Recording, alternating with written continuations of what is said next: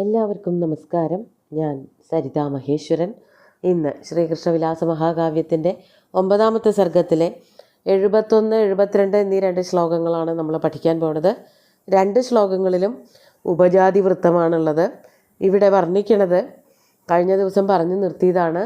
മഗധ രാജാവായിട്ടുള്ള ജരാസന്ധൻ ശ്രീകൃഷ്ണനെ ആക്രമിക്കാനായിട്ട് പുറപ്പെടുകയാണ്. അതിനു വേണ്ടിയിട്ട് സൈന്യങ്ങളെയൊക്കെ മധുര രാജധാനിക്ക് ചുറ്റും നിർത്തി എന്നുള്ളതും അവരുടെ സൈന്യത്തിൻ്റെ പൊന്തിപ്പറന്നു വരുന്നതായ പൊടി കൊണ്ട് ചുറ്റും കിടങ്ങുകളൊക്കെ ഉണ്ടായിരുന്നു. രാജ്യത്തിന്, അതായത് കൊട്ടാരത്തിന് ചുറ്റുമുണ്ടായിരുന്ന കിടങ്ങുകൾ, തോടുകൾ, അത് മുഴുവനും നിറഞ്ഞ പോലെയായി.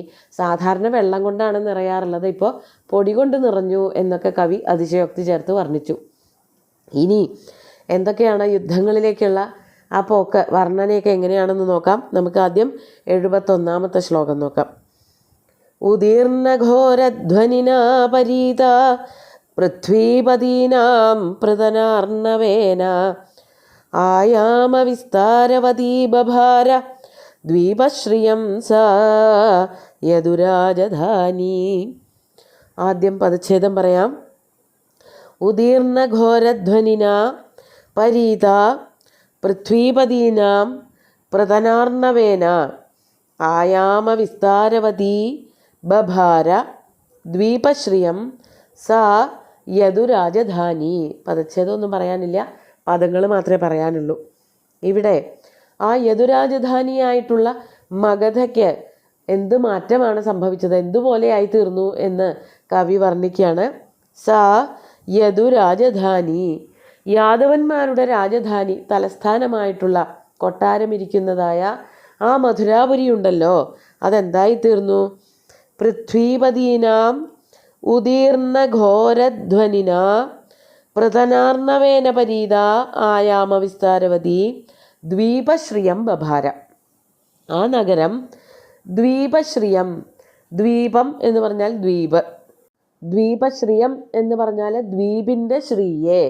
കണ്ടാൽ പെട്ടെന്ന് ആ കൊട്ടാരമൊക്കെ കൂടി കണ്ടാൽ ഒരു ദ്വീപാണ് എന്ന് തോന്നും. ദ്വീപ് ആണ് എന്ന് തോന്നുമ്പോൾ എല്ലാ സ്ഥലങ്ങളെയും നമ്മൾ ദ്വീപ് എന്ന് പറയാറില്ല. 4 ഭാഗവും വെള്ളത്താൽ ചുറ്റപ്പെട്ട പ്രദേശത്തെ മാത്രമേ നമ്മൾ ദ്വീപ് എന്ന് പറയാറുള്ളൂ. അപ്പോൾ എങ്ങനെയാണ് ഈ മധുരാപുരി ഒരു ദ്വീപായി തീർന്നത് എന്നുള്ളതാണ് അതിന് തൊട്ടു മുമ്പ് പറയണത്. എന്തായിരുന്നു അവിടെ ജലം പോലെ ചുറ്റും നിന്നത്? പൃഥ്വീപതീനാം ഉദീർണ ഘോരധ്വനിനാ പ്രതനാർണവേന പരീത.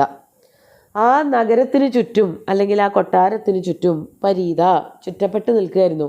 എന്താണ് ചുറ്റപ്പെട്ട് നിന്നത്? പ്രതനാർണവം. പ്രതന എന്ന് പറഞ്ഞാൽ സൈന്യം, സൈന്യമാകുന്ന സമുദ്രം. പരിണാമാലങ്കാരമാണ്. സൈന്യത്തെ തന്നെ സമുദ്രമായിട്ട് സങ്കല്പിക്കുകയാണ്. ഈ ചതുരംഗ സൈന്യം വന്ന് നിരന്നു നിന്നു എന്ന് പറഞ്ഞുല്ലോ, ആ സൈന്യം ചുറ്റുപാടും ഈ കൊട്ടാരത്തിൻ്റെ മധുരാപുരിയിലെ രാജധാനിക്ക് ചുറ്റും നികന്നു നിൽക്കുന്നതായ ഒരു വലിയ അർണവം പോലെ, സമുദ്രം പോലെ ആയി തീർന്നു. അതാണ് പ്രതനാർണവേന പരീത. പിന്നെ അത് എന്താ, ഈ സൈന്യത്തിൻ്റെ കൂടെ പിന്നെ എന്തൊക്കെ ഉണ്ടായിരുന്നു? ഉദീർണ ഘോരധ്വനിന പൃഥ്വീപതീനാം. പൃഥ്വീപതികൾ, പൃഥ്വി ഭൂമി, ഭൂമിപതികൾ എന്ന് വെച്ചാൽ രാജാക്കന്മാർ.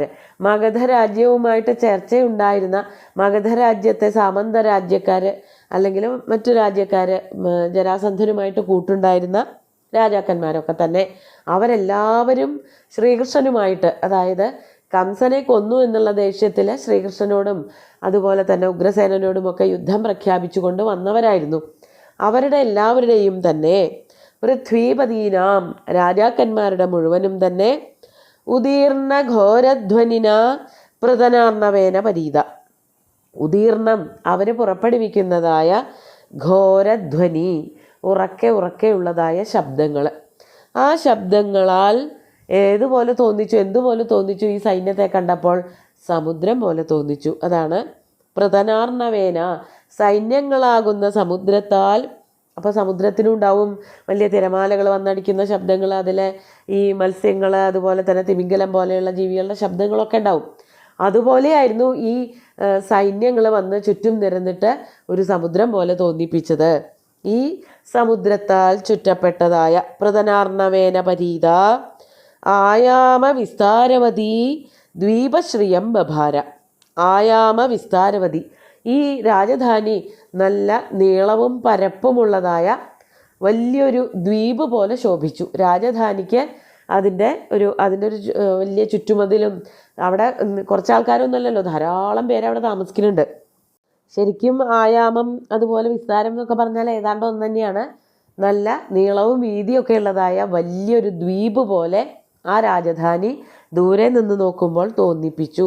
അല്ലെങ്കിൽ ആകാശമാർഗത്ത് നിന്ന് നോക്കുമ്പോൾ താഴത്തേക്ക് നോക്കുമ്പോൾ എന്താ തോന്നുക? ഈ രാജധാനി മാത്രം ഇങ്ങനെ വേറെ കാണാനുണ്ട്. ചുറ്റുപാടും മുഴുവനും സൈന്യങ്ങളാകുന്ന സമുദ്രം. അപ്പോൾ എപ്പോൾ വേണമെങ്കിലും ജരാസന്ധൻ്റെ ആക്രമണം ഉണ്ടാകും എന്നുള്ള ഭീതി ഉണ്ടാക്കിക്കൊണ്ട് ആ സൈന്യം ഭഗവാന്റെ രാജധാനിയുടെ ചുറ്റുമായിട്ടിങ്ങനെ നിലകൊണ്ടു എന്നാണ് കവി ഇവിടെ വർണ്ണിക്കുന്നത്. നമുക്ക് 72ാമത്തെ ശ്ലോകം കൂടി നോക്കാം.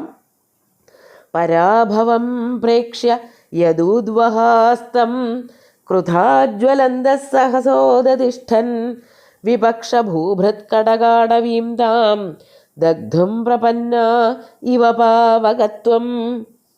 ഇവരുടെ ആക്രമണങ്ങൾ പതുക്കെ തുടങ്ങാൻ പോവുകയാണ്.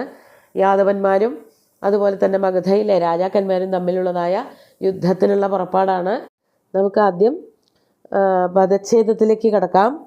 പരാഭവം പ്രേക്ഷ്യ യദൂദ്വഹാഃ തം ക്രുധാ ജ്വലന്തഃ സഹസാ ഉദതിഷ്ഠൻ വിപക്ഷഭൂഭൃത്കടകാടവീം താം ദഗ്ധും പ്രപന്നാഃ ഇവ പാവകത്വം.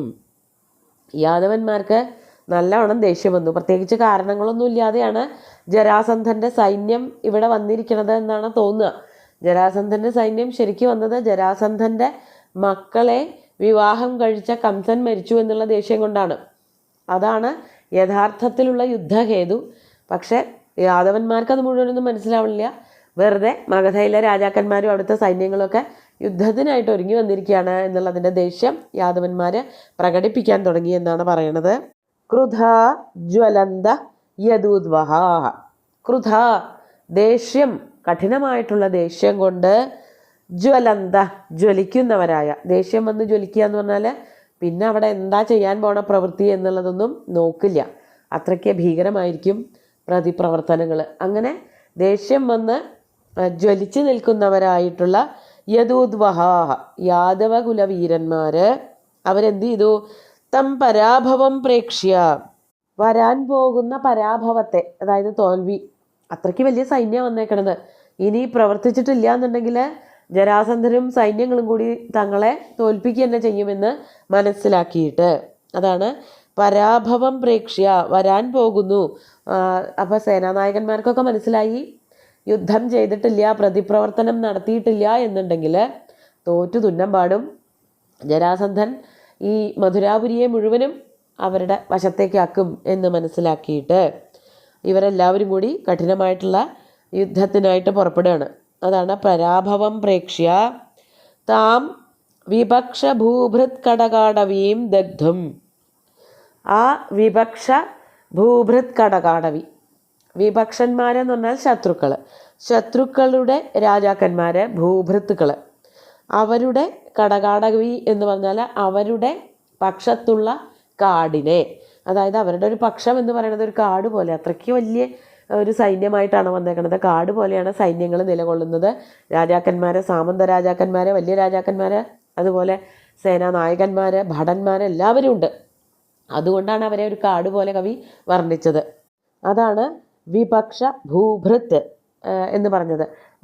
അന്യപക്ഷക്കാർ, അതായത് മറുപക്ഷക്കാർ, ശത്രുക്കൾ, അവിടുത്തെ ഭൂഭൃത്ത് രാജാക്കന്മാരാകുന്ന കടകാടവി. കടകാടവി എന്നുള്ളത് കൊണ്ട് സമീപത്തുള്ളതായ ശത്രുരാജ്യത്തിലെ വനം. അവിടെ കാട് എന്നുള്ള അർത്ഥം വരുന്നില്ല, മരങ്ങൾ തിങ്ങി നിറഞ്ഞ സ്ഥലമല്ല, ഈ സൈന്യങ്ങളെ കൊണ്ടുള്ളതായ വനം. ആ വനത്തിനെ കത്തിച്ച് കളയാൻ വേണ്ടിയിട്ട്, അപ്പം ജ്വലിച്ചല്ലേ നിൽക്കുന്നത് യാദവന്മാർ മുഴുവനും. അപ്പോൾ ആ വനത്തിനെ, ശത്രുരാജ്യത്തെ മുഴുവനും കത്തിച്ച് കളയാണ് ചെയ്യുക, ആക്രമിച്ചില്ലായ്മ ചെയ്യുക. അതിനെ അഗ്നിയുടെ രൂപത്തിലാണ്, അഗ്നി സ്വരൂപന്മാരായിട്ടാണ് ഇവിടെ യാദവന്മാർ നിൽക്കണതെന്നുള്ളത് കൊണ്ടാണ് മറുപക്ഷത്തെ കത്തിച്ച് കളയാൻ പോവുകയാണ് എന്ന് പറഞ്ഞത്. അതാണ് വിപക്ഷ ഭൂഭൃത് കടകാടവീം ദഗ്ധും. ആ മറുപക്ഷത്തിലെ രാജാക്കന്മാരാകുന്ന കാടിനെ ദഹിപ്പിച്ചു കളയാൻ വേണ്ടിയിട്ട് പാവകത്വം പ്രപന്നാഹ ഇവ സഹസാ ഉദതിഷ്ഠത്. പാവകത്വം പ്രപന്നാഹ, പാവകത്വം എന്ന് പറഞ്ഞാൽ തീയെന്ന പോലെ തീയിൻ്റെ സ്വഭാവം സ്വീകരിച്ചുകൊണ്ട് സഹസാ ഉദതിഷ്ഠത്, വേഗം തന്നെ ആ ശത്രുപക്ഷത്തിൻ്റെ നേർക്ക് ആക്രമണത്തിനായിട്ട് പുറപ്പെട്ടു. സത്യത്തിൽ കഠിനമായിട്ടുള്ള ആക്രമണം അഴിച്ചുവിട്ടാലേ മഗധ രാജാക്കന്മാരെ തോൽപ്പിക്കാൻ പറ്റുള്ളൂ. അപ്പോൾ അതിനുള്ളൊരു വീറും വാശിയുമൊക്കെ സ്വീകരിച്ചുകൊണ്ട് അവരെ ആക്രമിക്കാനായിട്ട് യാദവന്മാരും പുറപ്പെട്ടു. കുറച്ച് നേരമൊന്നും യാദവന്മാരൊന്നിനും പുറപ്പെട്ടില്ല. പിന്നെ മനസ്സിലായി ഇങ്ങനെ വെറുതെ ഇരുന്നിട്ടുണ്ടെങ്കിൽ മധുരാപുരി അവരെന്നേക്കുമായിട്ട് തട്ടിയെടുത്ത് കൊണ്ടുപോകുമെന്ന് ചിന്തിച്ചിട്ട് മനസ്സിലാക്കിയിട്ട് യാദവന്മാരെല്ലാവരും തന്നെ അഗ്നിയുടെ സ്വഭാവത്തോട് കൂടിയിട്ട് കത്തിക്കാളി മുന്നേറാൻ തുടങ്ങി. മഗധ ആ രാജ്യത്തിലെ ജനങ്ങളോട് അല്ലെങ്കിൽ പ്രജകളോടോ ഭടന്മാരോട് ശത്രുക്കളായിട്ട് വന്നവരോടൊക്കെ തന്നെ ആക്രമണോത്സുകരായിട്ട് അവരെ എതിർത്തുകൊണ്ട് പുറപ്പെടാൻ തുടങ്ങി. ഉദതിഷ്ഠത് ആരംഭിച്ചു എന്നർത്ഥം. അപ്പോൾ ഇവിടെ ഈ അടുത്തുള്ള ശത്രു രാജ്യത്തിലെ സൈന്യങ്ങളെ വനമായിട്ട് രൂപകൽപ്പന ചെയ്തു. അപ്പോൾ അതുപോലെ തന്നെ ഇവർ അഗ്നിയെ പോലെ ശത്രുപക്ഷത്തിൻ്റെ അടുത്തേക്ക് പോയി എന്നൊക്കെ പറയുമ്പോൾ ഇവിടെ ഉപമ, രൂപകം, പരിണാമം തുടങ്ങിയിട്ടുള്ള അലങ്കാരങ്ങളൊക്കെ മാറി മാറി വരുന്നുണ്ട്. നമുക്ക് 2 ശ്ലോകങ്ങളും ഒന്നുകൂടി ചൊല്ലി നോക്കാം. ഉദീർണഘോരധ്വനിനാ പരീത പൃഥ്വീപതീനാം പൃതനാർണവേന ആയാമ വിസ്താരവതീ ബഭാര ദ്വീപശ്രിയം സായദുരാജധാനി പരാഭവം പ്രേക്ഷ്യയദൂദ്വഹാസ്തം ക്രുധാജ്വലന്തഃ സഹസോദതിഷ്ഠൻ വിപക്ഷഭൂഭൃത്കടകാടവീം താം ദഗ്ധും പ്രപന്ന ഇവ പാവകത്വം. ഇനി യുദ്ധമാണ് അടുത്ത ശ്ലോകങ്ങളിലൊക്കെ വർണ്ണിക്കുന്നത്.